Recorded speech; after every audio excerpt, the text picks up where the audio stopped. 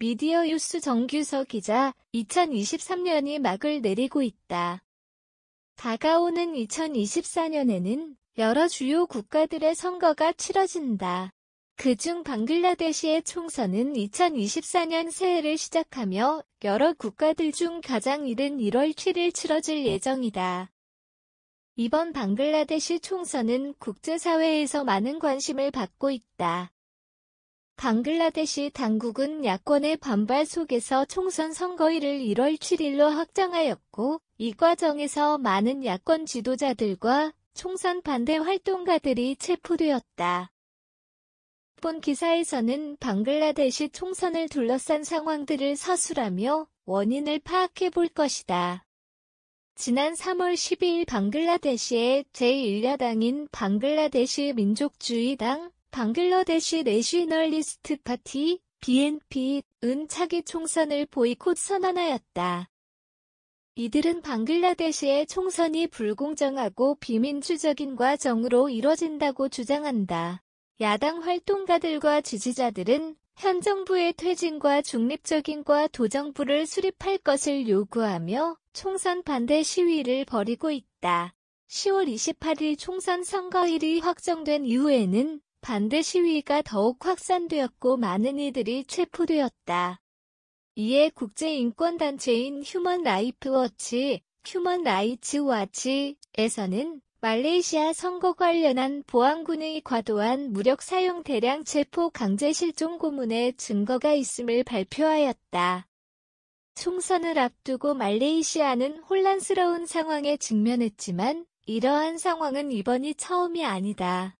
과거 2014년 총선 2018년 총선에서도 여야는 부정선거를 이유로 갈등하였으며 총선을 향한 야당의 보이콧과 반대 시위가 계속해서 이어져 왔다. 방글라데시 내부에서 이러한 상황이 나타나는 원인을 찾아보면 방글라데시는 내각 책임제 국가로 총리의 권한이 막강한 편이다. 현재 집권 중인 아와미연맹, 어와미리그, 의 셰이크 하시나 총리는 1996에서 2001년 한 차례 총리직을 지닌 후 2009년부터 재집권하여 3차례 연임에 성공했다. 방글라데시는 셰이크 하시나 총리 집권 시기 동안 GDP 성장률 및 1인당 국내 총생산량을 크게 향상되었다.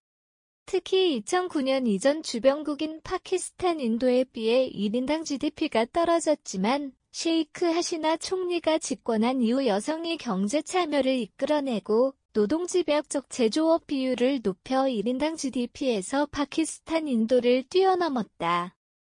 하지만 최근에는 소비자 물가 상승률이 계속해서 증가하고 있고 국제통화기금 IMF의 금융 지원도 받고 있다. 또한 하시나 정권은 정치적으로 권위주의적인 모습을 보여주고 있다. 야당의 부정선거의 혹재기가 계속되자 야권 인사들에 대한 수사가 강화되었고 가장 큰 정적인 켈레다 지아 전 총리는 2018년 횡령 혐의로 징역 7년을 선고받았다. 또한 2018년에는 종파주의 테러 선전 극단론과 같은 것들을 방지하기 위해 디지털 보안법을 만들었지만 현 정부에 대한 비판을 규제하는 방식으로 사용하고 있다. 현 정부의 비판적인 글을 쓴 기자를 디지털 보안법을 이유로 체포하며 언론 통제를 펼치고 있다. 국제사회에서도 말레이시아 하시나 정부의 억압적인 정치적 행보에 대한 시선이 좋지는 않다. 2021년에는 방글라데시 내 주재 중인 13명의 외국 외교관들이 공동성명을 발표하여 하시나 정부가 디지털 보안법을 통해 언론을 통제하는 것에 우려를 표하고 투명하고 독립적인 조사를 할 것을 요구했다.